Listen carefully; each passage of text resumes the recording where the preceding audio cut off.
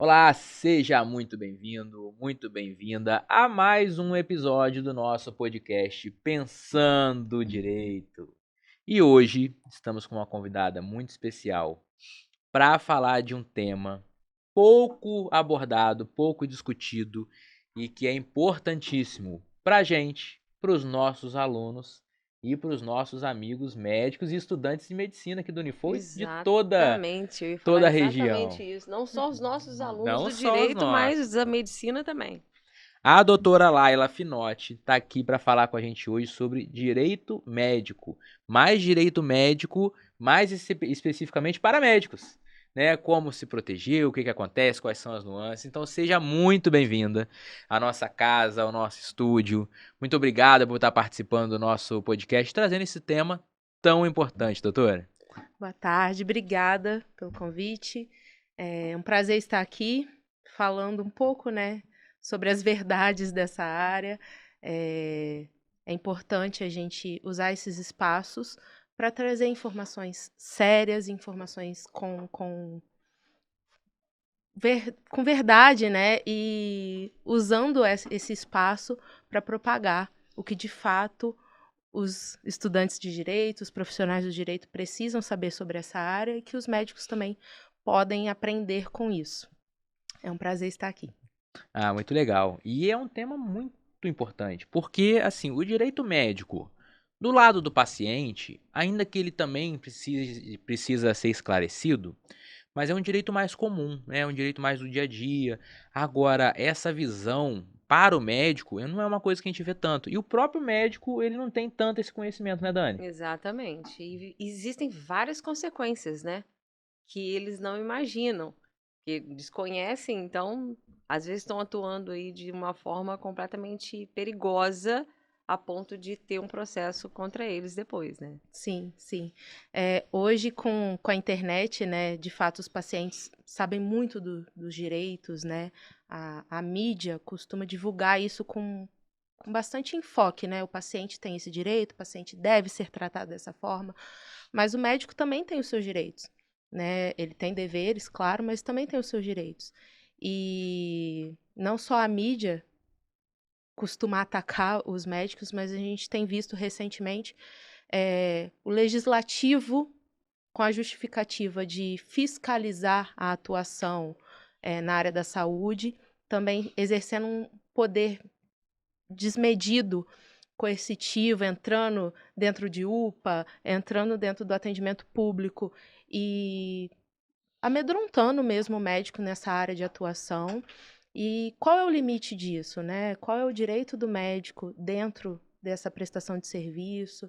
Eu acho que é muito importante a gente difundir essa informação. Eu Eu não acho sei. interessante, só fazer um ponto, eu acho interessante a gente falar de início o seguinte. A gente está falando de direito médico para médico e eu falei também que existe o direito médico do paciente.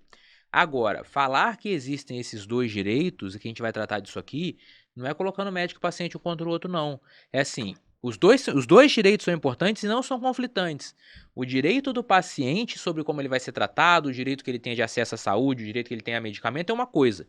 Agora, o direito do médico não é que ele vai ser contra o paciente, é o que ele precisa tomar de cuidado para se proteger e até mesmo para atender melhor aquele paciente. Exatamente. Não é uma briga, né? É, Não, não é dessa forma, né? Existe harmonia entre as normas, né? A gente, quando está estudando lá a fundamentação jurídica de tudo para aplicar de fato a norma, a gente entende que nenhuma norma é conflitante à outra. Então, sim, existe essa harmonia dentro destes mundos, né? E só que para o direito do paciente ser preservado, a gente tem que ter um profissional também resguardado, um profissional que tenha condições mínimas de exercer a medicina, que não é algo fácil e mecânico de ser feito. Depende de um profissional também apto, né? É o que a escola, é o que a graduação vai passar, mas um profissional com boas condições de descanso, com bons equipamentos para exercer a medicina. Então, assim, essas questões também estão dentro do direito do profissional, direito ao descanso, direito à remuneração em dia, que nem sempre acontece. Então, essas questões que envolvem o direito médico. Quando a gente fala de direito do paciente, existe uma subdivisão, né? A gente coloca assim, de nomenclatura. O direito do paciente está mais vinculado ao direito da saúde. Então, os cursos, né, de especializações de direito médico e da saúde, a parte da saúde é onde envolve esse direito do paciente contra plano de saúde, contra as filas, o direito a medicamento. E o direito médico está mais voltado para essa defesa do médico em si. É interessante você falar isso, porque quando esse médico tem os direitos dele, enquanto médico, atendidos, inevitavelmente vai desaguar num melhor atendimento para esse paciente, né? Então, as pessoas precisam compreender isso realmente, que não há um conflito entre esses dois direitos. São direitos completamente distantes, mas que indiretamente, se o médico está bem, se o médico tem o descanso dele, se o médico tem os equipamentos de ponta para atender o seu paciente, é óbvio que o direito do paciente vai estar sendo resguardado também, Sim. né? Mas você comentou uma coisa aqui interessante, que é a questão que a gente tem visto bastante nas redes sociais, inclusive em época de eleição, né? Coincidentemente. Não sei por quê. Não sei por quê. Também não sei por quê. Deve ser o período programado para fiscalização. Deve estar no planejamento nessa época. E acontece isso mesmo, né? Deles entrarem nos hospitais e questionar que o médico está descansando, que o médico está dormindo, mas eles não fazem ideia como funciona um plantão, como acontece esse período de descanso entre os médicos, né? Porque não tem médico naquele hospital que está todos os médicos dormindo, né? Fala um pouquinho pra gente sobre isso, desse direito do médico com relação a isso. Esse tema específico, recentemente a gente teve um boom nesse tema, porque num hospital em Minas Gerais, a equipe de plantão, eram 2 plantonistas, 2 médicos plantonistas, os 2 estavam numa sala de um atendimento de emergência, vulgarmente conhecido como sala vermelha, né? Fazendo esse atendimento, um vereador entrou, querendo saber por que daquela fila gigantesca, atrapalhou o atendimento dessa pessoa, desse paciente, e o paciente veio a óbito. Porque ele exigiu que os profissionais, assim, me passa o nome, me passa os seus dados. E exigiu que o procedimento fosse parado. E, assim, a gente sabe que quando, né, nessas situações, num procedimento de emergência, pela própria natureza do procedimento, os médicos esquecem todos os demais na fila e focam naquele ali, porque existe um bem muito maior a ser cuidado naquele momento. E, assim, o vereador não teve esse tato, esse cuidado de entender o que é uma sala vermelha, que ele não pode entrar numa sala vermelha. Por que eu não posso? Eu sou vereador, posso sim, estou fiscalizando. Não é porque você é vereador que eu estou proibindo, é por conta do procedimento em si. Enfim, aí ele justificou que um dos médicos estaria no celular e o outro estava, de fato, no atendimento. Mas existem N justificativas para este outro profissional que estava dentro da sala vermelha estar utilizando o celular naquele momento. Buscando uma transferência, buscando um contato com uma pessoa especialista na área, né, para dar aquele suporte. E só que a gente perde a essência de fato da fiscalização pela busca de like, né? Pela busca de uma aprovação, de mostrar que está fazendo algum serviço. E foi curioso esse caso, que a falha que devia ser de fato fiscalizada por esse vereador não foi. O hospital, a unidade, estava com uma deficiência de profissionais gigantesca. Isso fazia parte da fiscalização. Isso deveria, sim, ser o escopo da busca, né, do anseio do Poder Legislativo de sanar. Uma unidade com deficiência de profissionais vai ter deficiência no atendimento. Isso é inquestionável. E ainda que o médico estivesse, né, os 2 estavam ali buscando um atendimento, mas ainda que um estivesse em descanso, é direito do médico ter esse descanso. É tudo regulamentado, né? É lógico que, a depender da situação, o médico sai desse período de descanso, vai para frente, mas existe uma justificativa, existe um porquê. E eles nem sempre querem saber desse porquê, né? Buscam somente viralizar, apresentar um vídeo ali bonito no Instagram. E é engraçado E que dizer que está trabalhando para a sociedade. É engraçado que eles vão até com equipe, assim. Já vão preparados. Não estou falando que não poderia. Ok, né?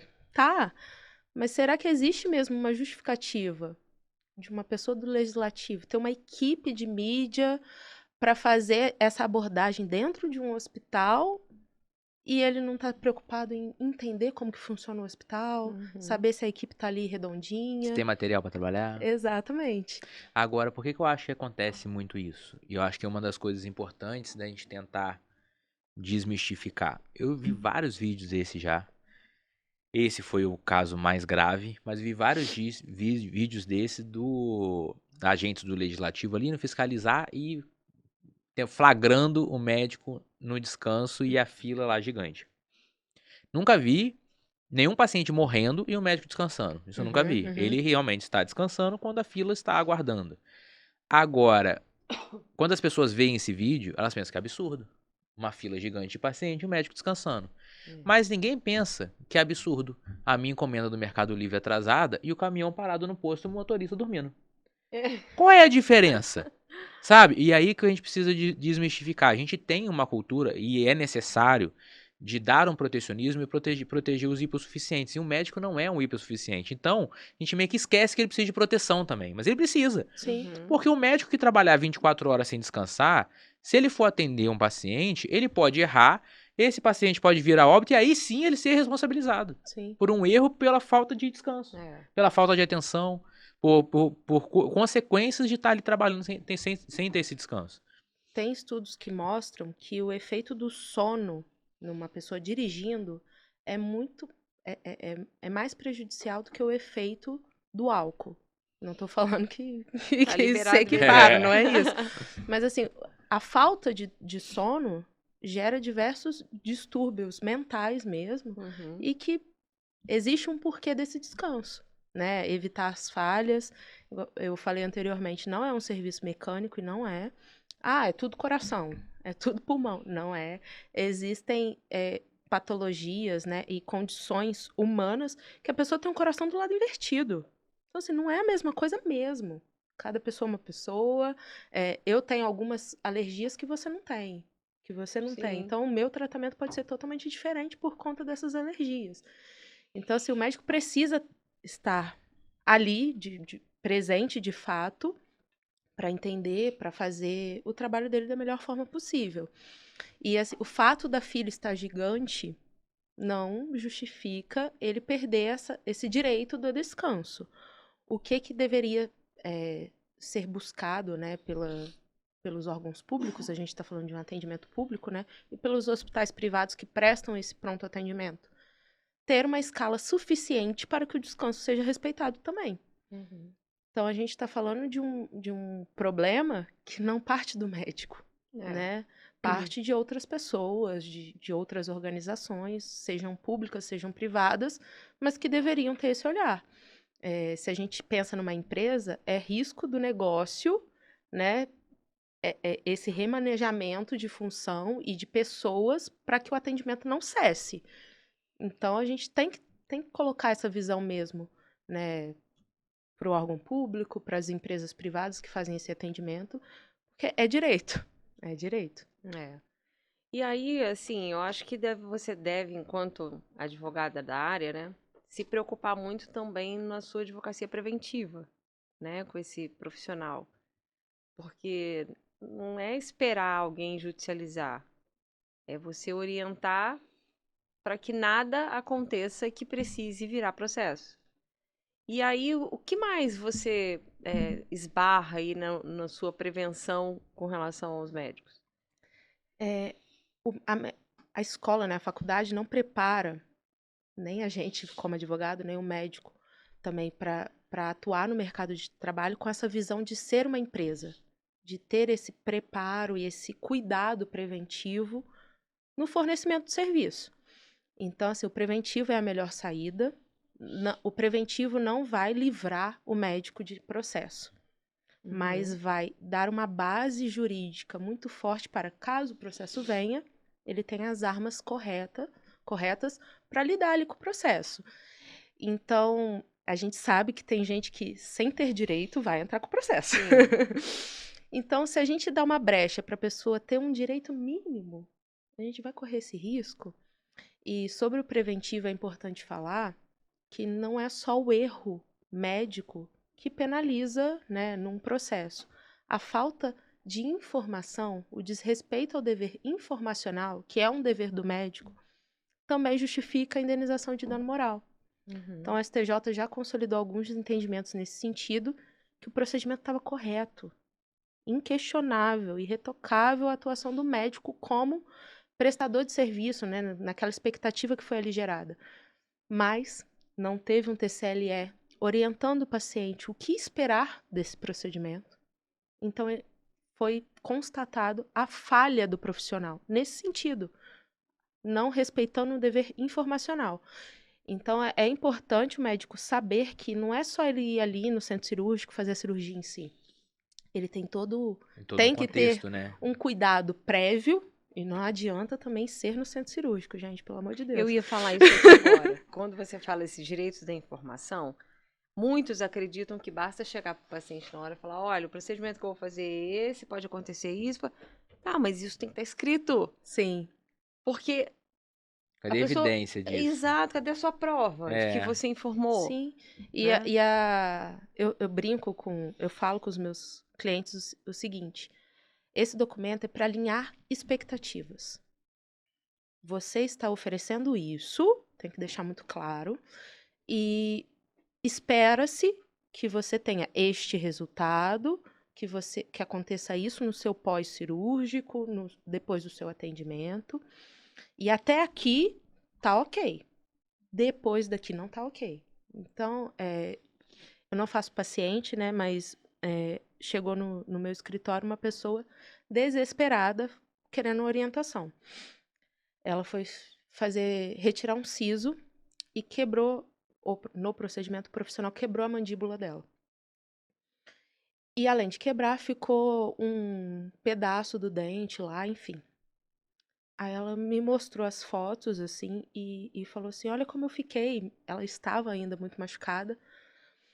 Aí eu fiquei assim, isso não tá normal. Ela falou, eu só fui no pronto-socorro porque minha vizinha é enfermeira. Ela falou, isso não tá normal.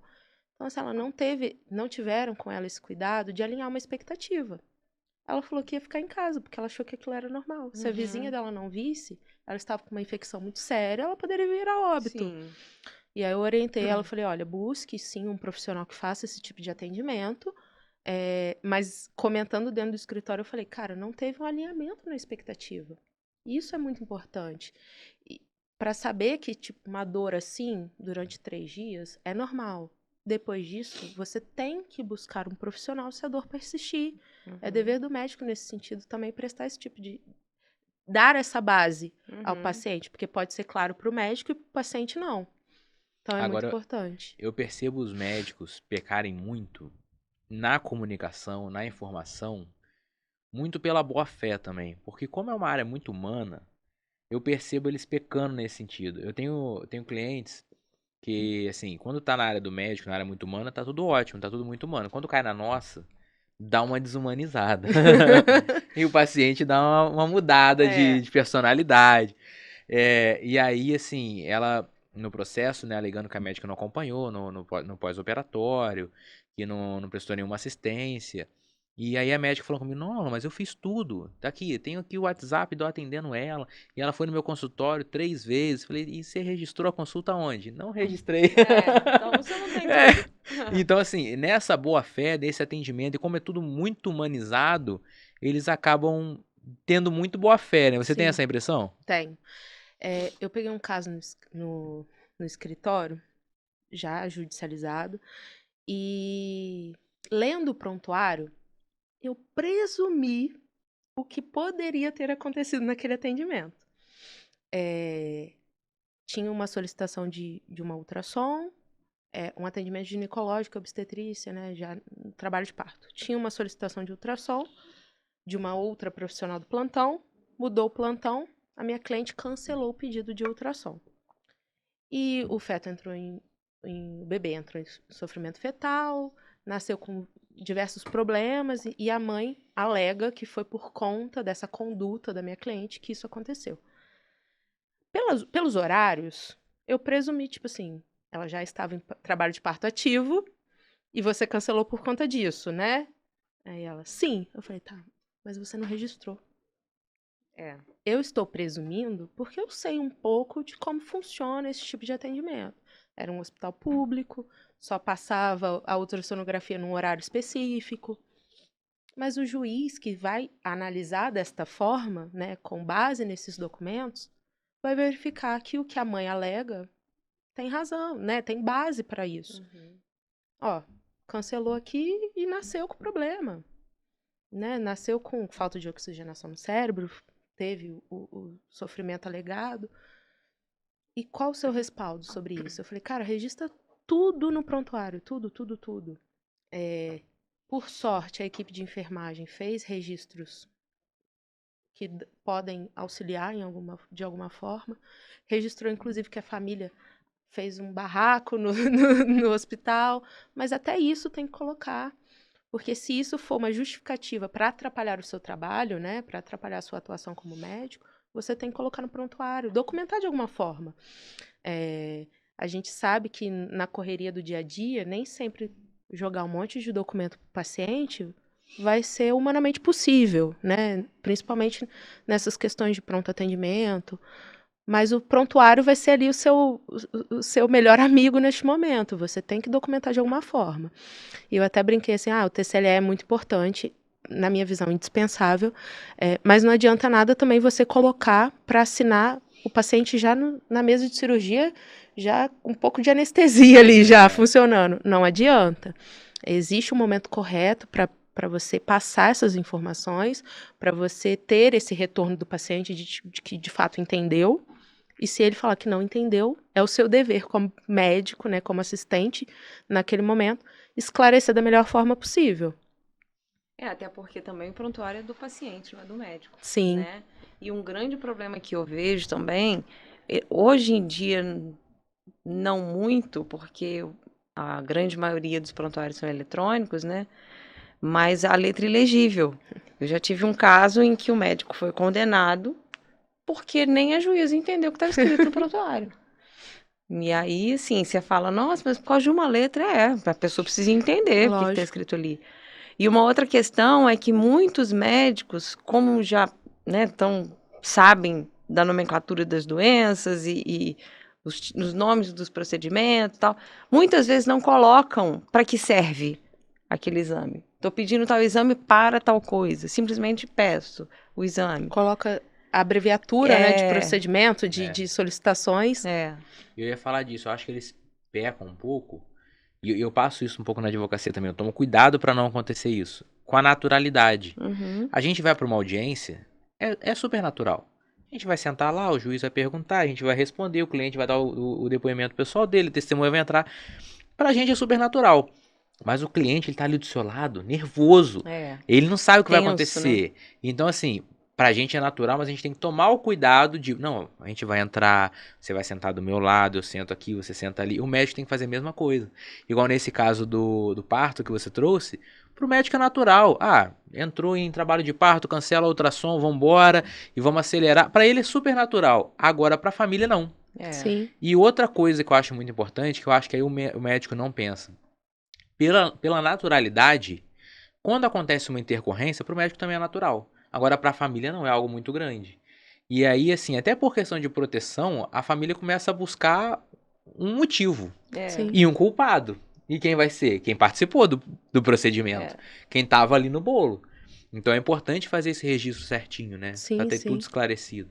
É verdade. Para ter uma base, né, um álibi, né? Vamos colocar assim, para ter um álibi daquilo que você fez, do porquê que você fez, para ter uma justificativa. E eu acho que, de fato, há uma negligência nesse sentido. Essa semana eu tenho uma advogada que entrou no escritório recentemente, acabou de passar na OAB. E a gente banaliza um pouco essas coisas que viram parte, né, do nosso cotidiano. E ela foi despachar a primeira vez com o desembargador.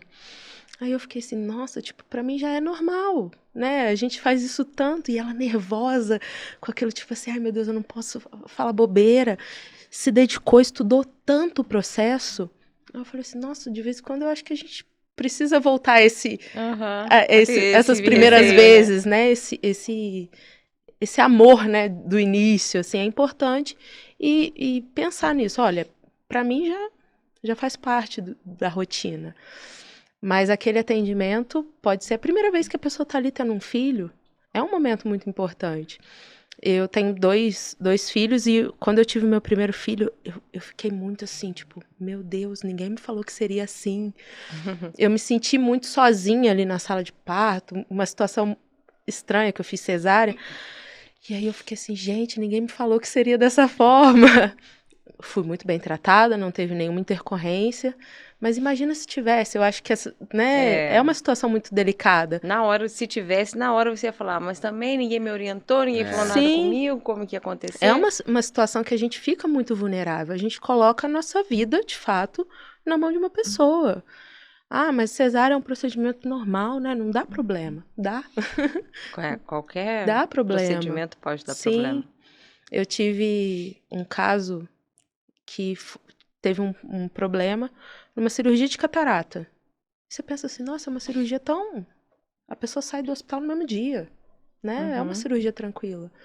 E teve problema. Então, assim, a gente tem que ter, sim, esse cuidado. E pensar que... Eu acho que essa visão é interessante. Pensar que para aquela pessoa é a primeira e talvez a única oportunidade naquela situação, né? Agora, eu vejo muitas redes sociais para ver como que está o movimento da medicina nesse sentido. E tem uma trend que fala... que está no TikTok bombando agora, que é assim, eu no dia mais traumático de uma pessoa. Aí o médico lá almoçando normalmente. E é verdade, tipo, pra ele é rotina. E pra uma outra pessoa pode ser o pior dia da vida dessa pessoa, né? A gente teve aí algumas novidades, né, de entendimento dos tribunais com relação à área da saúde, né? E a gente estava conversando aqui antes da gente começar sobre a questão das cirurgias estéticas. Explica um pouquinho o que não ficou muito claro nesse julgamento, para as pessoas entenderem que não é bem o que está aparecendo no Instagram. Porque se tem uma coisa que o médico ele leva a processo é de cirurgia estética. Cirurgia plástica e cirurgia estética, eles enxurrada. Por conta dessa expectativa criada. Por conta da expectativa.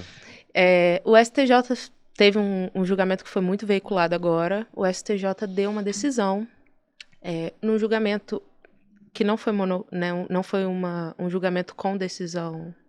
Monocrática? Não, vinculante. Não foi um julgamento vinculante, mas é um precedente para análise desse tipo de processo. E foi veiculado da seguinte forma.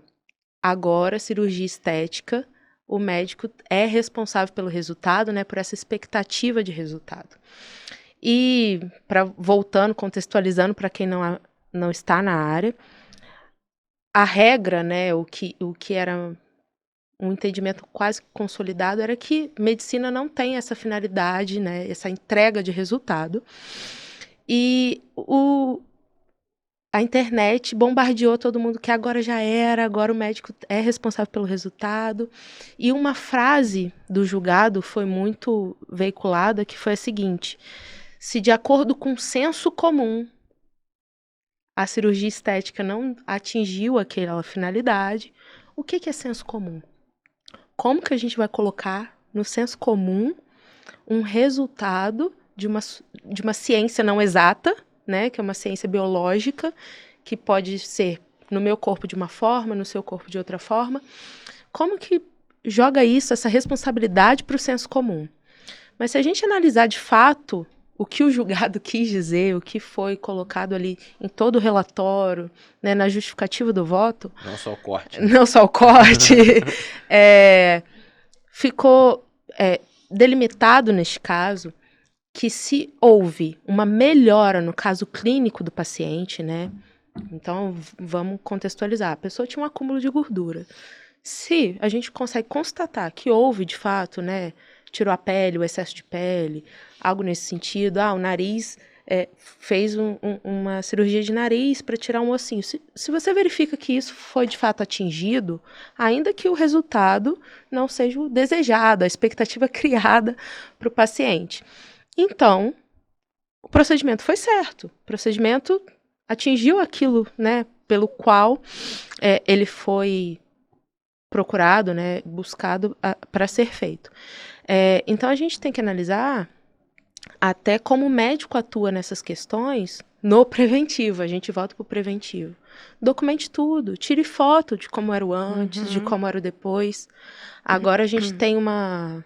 E utilizar as técnicas mais atuais, os protocolos mais atuais, porque, pelo que eu entendi também do voto, esse senso comum é o senso comum dentro daquele protocolo estabelecido para aquela cirurgia. Sim. Não é um senso comum da sociedade, né? Sim. O que a sociedade acha? Ela continuou, seu nariz continuou feia. Não é esse senso comum. E essa expectativa é estranha. Muita gente que faz cirurgia bariátrica, eles falam uma coisa. As pessoas entram para fazer a cirurgia de redução de estômago. Quando elas saem, as pessoas da família falam, nossa, mas você não emagreceu nada. Calma, gente. Mas assim, se for analisar por esse senso comum, esse que é o senso comum. A pessoa entrou pra fazer a redução de estômago, saiu, não emagreceu nada, é óbvio, ela só fez a redução, ela ainda vai emagrecer. Mas o senso comum não tem essa noção. Mas esse julgado foi interessante, que abriu brecha para uma discussão, aí a gente tá no mundo das ideias ainda, não teve nenhum julgado nesse sentido. Mas tá, eu tenho que alinhar as expectativas, né? Eu tenho que fazer toda essa documentação prévia. E como fica a responsabilidade do médico que usa a inteligência artificial para passar para o paciente essa expectativa? Então a gente tem que ter cuidado também. Pô, tá aí a inteligência artificial, vamos usar para a experiência do cliente, né? Eu mexo com alguns consultórios que tem uma equipe de marketing que faz esse trabalho de experiência do cliente, deixar tudo mais bonito para entregar um melhor serviço. Mas vamos ter cuidado com como você apresenta isso para o seu paciente. Porque senão você que está criando a expectativa nele, que às vezes ele nem tinha. Ele nem tinha, exatamente. Ele chegou lá no seu consultório pensando que ia ficar bom. Aí você vem com uma mega foto... Coloca aquela... Fala, nossa, eu vou ficar assim, então... A Gisele Bündchen naquela expectativa. Aí você não sai igual a Gisele Bündchen, você vai sair frustrado. E você está assumindo o risco de entregar aquele resultado. Então, será que é interessante você assumir esse risco? Será que é interessante você usar para isto a inteligência artificial? Eu acho que a gente tem que usar sim. Mas saber qual será o resultado de utilizar. Né? Como utilizar, para que utilizar. Eu acho que tem coisas que, inevitavelmente, a gente vai continuar usando e vai aprimorando para melhorar o nosso fluxo de trabalho, a nossa entrega, mas tem coisas que a gente ainda depende muito desse contato humano. E eu acho que dificilmente isso vai mudar. E esse alinhamento de expectativa é algo que, ao meu ver, não pode ser delegado para uma máquina fazer. Agora, nesse contexto, o que o médico precisa saber e o que ele precisa fazer para ele se proteger diante dessa nova decisão, da expectativa, né, desse imaginário do cliente, do que ele vai alcançar? Eu acho que ele tem que saber dessas responsabilidades, né, e entender que mais vale ele perder um tempo e se preocupar com esse preventivo dentro da sua atuação do que deixar rolar, né? Se você entrar em alguns conselhos, né? Aí eu não estou falando só da medicina, mas da odontologia, os conselhos deixam até um TCLE pronto, assim, um modelo pronto para o profissional ir lá baixar. Mas cada profissional faz aquele procedimento de uma forma. Cada procedimento é um procedimento. Então, não tem como eu pegar um modelo geral e aplicar para um parto normal e aplicar até mesmo para uma cesárea. São procedimentos totalmente diferentes. O que a paciente vai ter que fazer no pós-operatório é outro. O que vai acontecer no outro atendimento é totalmente diferente. Então, assim, eu acho que o profissional tem que saber e entender que esse preventivo é importante e procurar um profissional da área do direito, um profissional que preste esse serviço jurídico de forma especializada e que saiba também questionar. Olha, como que é o seu procedimento? Eu preciso entender aqui como que é o seu procedimento. Porque, sabendo também os problemas que isso pode gerar, a gente consegue ir direcionando da melhor forma. Eu estava fazendo um distrato de sociedade médica, e aí eu fui fazendo perguntas e ela ficou assim, nossa, mas é muita pergunta, eu nem parei para pensar. Eu falei, mas eu sei que esse problema pode surgir. Então, a gente já sabe, pela prática, né, pela vivência, quais problemas podem surgir nesse desenrolar aí. Então, No meio do caminho, né? A gente já direciona da melhor forma possível. Fazendo preventivo eu nunca vou ter processo? Não, não é isso. Mas, assim, a gente já te dá armas e uma base muito importante para você se defender. Tendo razão, a pessoa vai ter muito mais motivos, né, para um êxito num processo. A gente nunca trabalha com garantia, o médico sabe disso também, né? Mas a gente tem um caminho a seguir que dá mais segurança na atuação. E buscar essa orientação no profissional que vai ter essa outra visão, né? Sim. Eu passei isso recentemente há 2 anos, no parto da minha filha, né?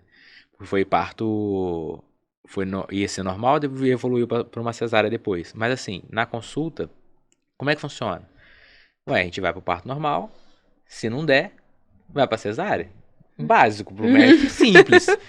O que é Mas não der? o que é não der, né? Até onde tá dando. Até onde tá dando. E assim, foram 36 horas de parto que minha esposa ficou. Nossa Senhora. Dentro dessas 36, tentou-se várias medidas, várias manobras, várias soluções.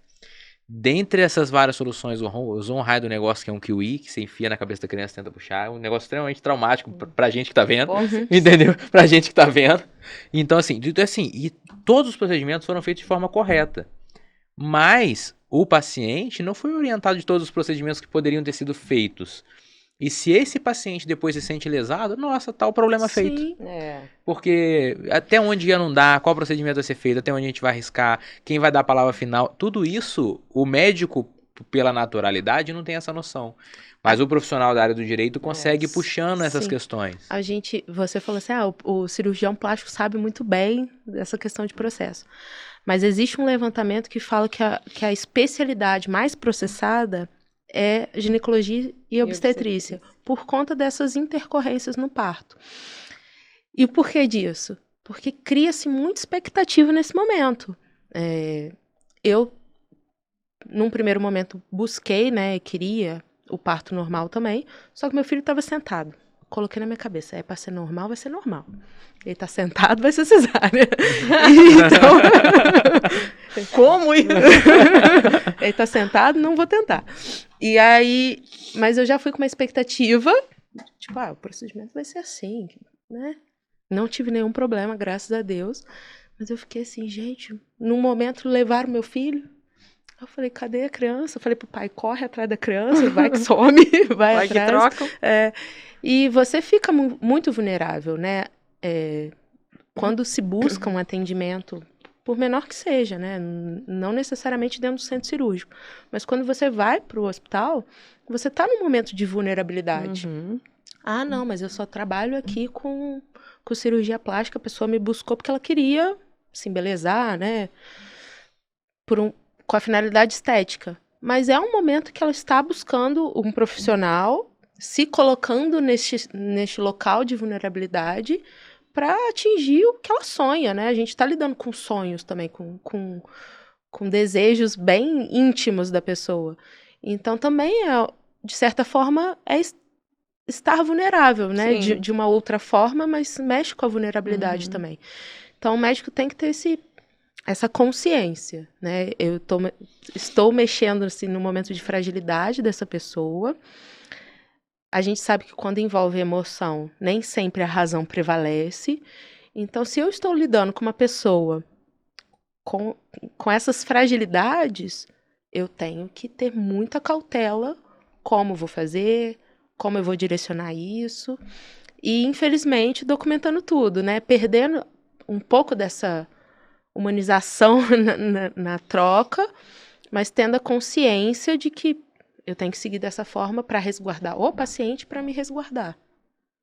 E uma outra preocupação também que eu vejo com relação aos médicos, principalmente os plantonistas é essa meta que eles têm que cumprir de atendimento ao paciente. E aí o tempo de atendimento é muito reduzido.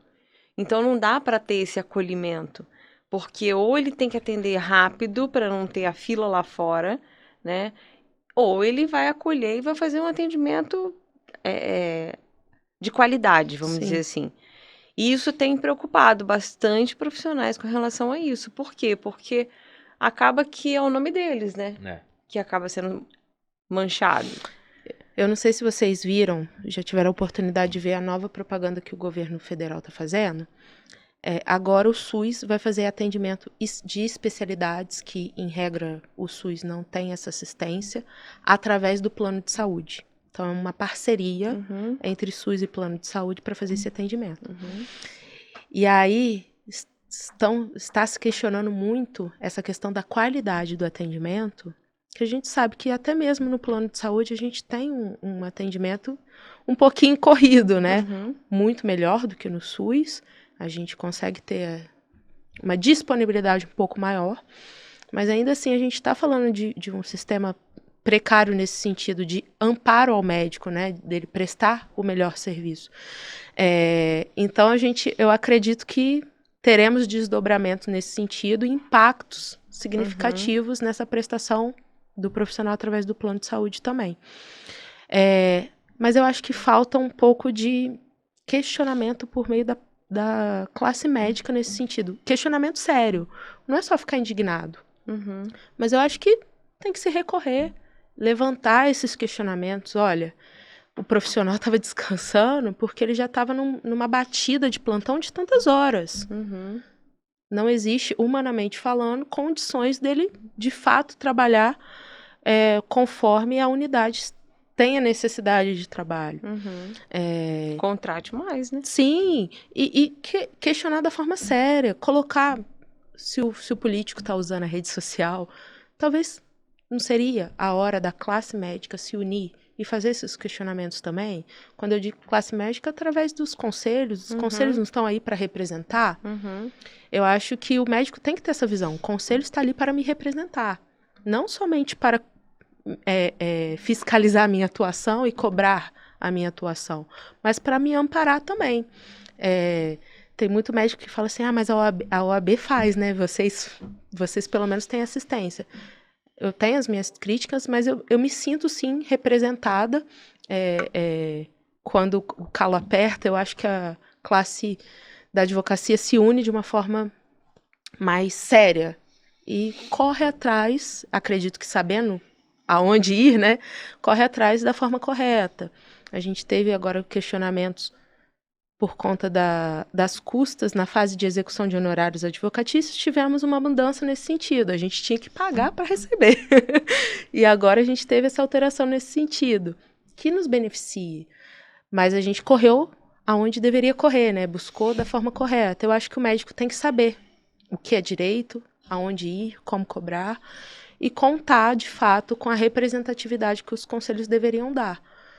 Agora, a gente falando de direito médico, a gente chega num ponto muito complicado, que é quando esse direito é desrespeitado.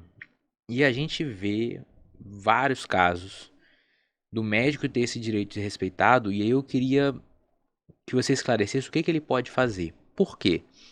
A gente vê, principalmente no serviço público, um médico trabalhando, emendando 2, 3, 4 plantões, mas não é porque ele quer, é porque não tem outro para substituir. Aí o médico fica naquela, poxa, mas se eu for embora, responsabilidade, estou abandonando o plantão. A gente vê médico no serviço público trabalhando sem equipamento e fazendo o que dá, porque se ele não fizer, o paciente morre. A gente vê médico trabalhando 3, 4 meses sem salário, porque se ele não for, ele está abandonando o serviço dele, pode ser responsabilizado. E aí? É assim, não é assim? Esse médico pode ir embora, esse médico deu a hora dele, pode ir embora, largar o paciente lá, não tem equipamento para fazer a cirurgia, mas o paciente vai morrer, ele não faz, ele faz. Como é que fica essa situação do médico? Complicadíssima. Complicadíssima. O que eu falei de saber aonde ir, saber de quem cobrar é muito importante.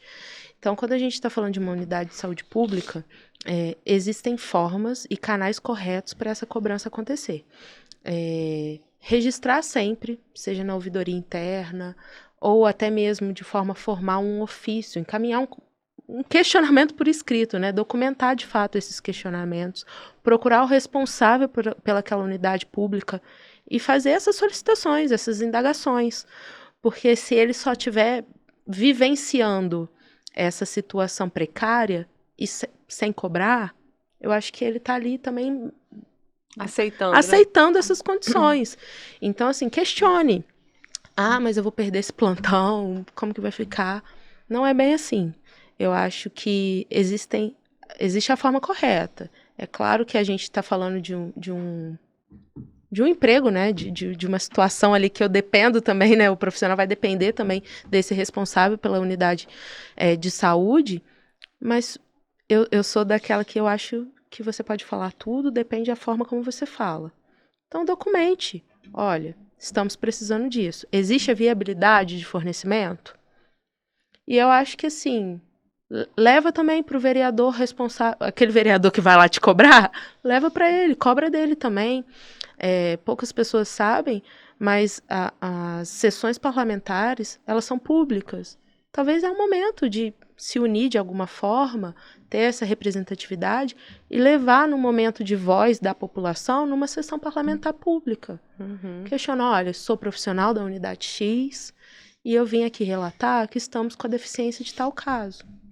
Estamos com a deficiência de material, eu não estou conseguindo atender porque eu não tenho máscara, eu não tenho máscara de oxigênio, eu não tenho medicamento, eu estou tendo que fazer milagre com as alternativas que eu tenho. Eu acho que seria, ao meu ver, a forma correta de cobrar.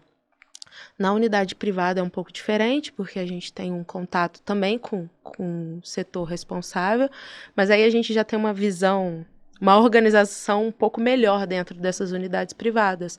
Mas também registre, se for necessário, seus questionamentos. Eu tive um caso lá no escritório que a gente precisou entrar, fazer uma denúncia ao compliance interno de um hospital privado por conta de assédio moral entre 2 médicos. Então, assim, são casos que a gente não pensa que pode existir, mas existe. E existe, você tem o direito também, o Código de Ética Médica prevê as responsabilidades do médico e assédio moral não é aceito dentro do Código de Ética Médica. Então, o médico tem que ter noção disso também. Assim, um mau momento, né? Eu não gostar do que o colega colocou, existe. Mas o que é assédio moral no ambiente de trabalho? A gente sabe que existe. A minha cliente era uma mulher nova, o outro colega era um homem sênior no hospital. Então, a gente sabe que essa diferença, esse choque existe na sociedade e vai existir também dentro da atuação médica. Mas até onde vai o seu direito e até onde vai o meu também para eu cobrar. Esse caso a gente já finalizou. A gente entrou com uma denúncia na ouvidoria de compliance e com uma denúncia no CREMERGE. E o CREMERGE reconheceu que houve sim a conduta, né, de assédio e deu uma advertência. Uma advertência formal, mas se ela se cala, pode ser que haja uma recorrência disso nunca veiculado ao CREMERGE e esse profissional vai ficar impune para o resto da vida. E pode ser que ele tenha aprendido com essa advertência, assim.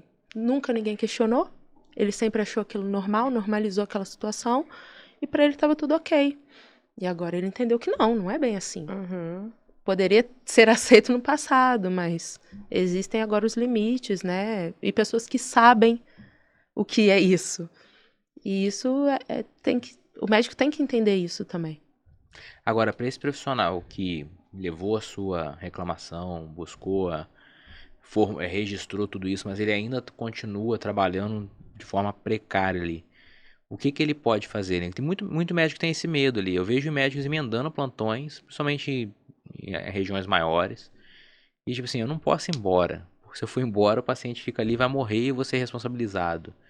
Como é que fica isso? Vai? A responsabilidade do plantão, né? O médico está ali à frente desse plantão, mas a responsabilidade de gerir e de resguardar até mesmo o médico que está no plantão é do responsável pela unidade. Então, assim, comunique o responsável, porque ele vai ter que entrar no seu lugar. Então, são condições que a gente tem que entender até onde vai também o limite humano do médico. Então, assim, comunique, formalize essa comunicação. Vou formalizar como? O plantão é passado para mim através do WhatsApp? Formalize pelo WhatsApp. Não, o plantão é passado para mim, chega até a mim o plantão através de um e-mail. Formalize por e-mail o que está acontecendo. Eu tenho que sair tal hora, estou deixando sobre... E aguarde o retorno. E aguarde o retorno desse responsável. O responsável dando ok, você está liberado dessa responsabilidade. Ah, não deu ok. Aí a gente vai ter que ver uma alternativa nesse sentido. Procure o responsável pela enfermagem, né, para fazer essa comunicação, para ver se ele consegue esse diálogo com o responsável da sua área. Mas a responsabilidade para te liberar é sempre do chefe ali da unidade. Que é uma situação muito complicada do médico, né? Porque se ninguém libera, ele vai ficar ali quanto tempo? Porque se esse responsável não vê o e-mail... Ferrou. Ele vai ficando... Propositalmente, porque não tem quem colocar no lugar. Domingo, sábado à noite, assim. E acontece, já vi muitos médicos entrar num plantão na sexta pra sair no sábado e sair na segunda. Porque no sábado ninguém foi assumir o plantão, no domingo ninguém foi assumir o plantão e ninguém respondia. E na segunda tá o cara lá, 3 dias emendando o plantão. Ok, né? Fiquei até segunda, mas formalize essa conduta, né?